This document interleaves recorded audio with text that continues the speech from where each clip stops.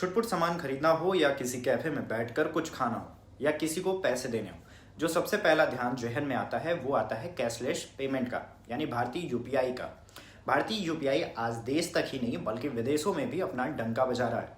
आज दुनिया के कई देशों में यूपीआई का उपयोग हो रहा है। इसमें श्रीलंका, फ्रांस और कई बड़े देश शामिल हैं। इसके साथ ही अब एक और बड़ी खुशखबरी सामने आई है, यानी एनपीसीआई ने कहा है कि अब यूपीआई का इस्तेमाल नेपाल में भी बड़े ही आसान तरीकों से कर सकेंगे, जिस तरह भारत में अभी करते आए हैं।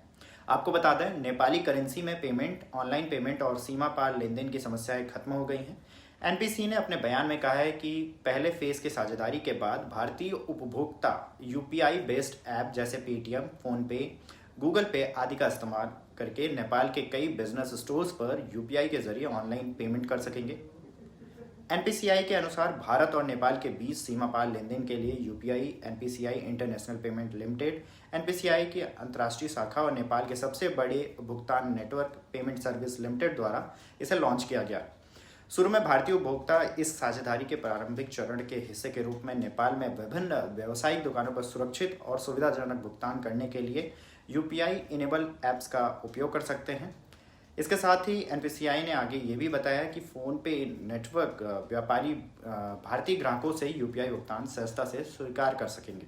यह एनपीसीआई इंटरनेशनल पेमेंट और नेपाल के प्रमुख भुगतान फोन पे पेमेंट सर्विस के बीच सहयोग के बाद संभव हो पाया है, जो पिछले साल सितंबर में शुरू हुआ था। इस बड़े कदम से जहां दोनों देशों के बीच रिश्ते और मजबूत होंगे, तो वहीं यूपीआई सुविधा लागू होने से दोनों देशों के बीच सीमा पार लेन देन के साथ वाणिज्य और पर्यटन को भी बढ़ावा मिलेगा।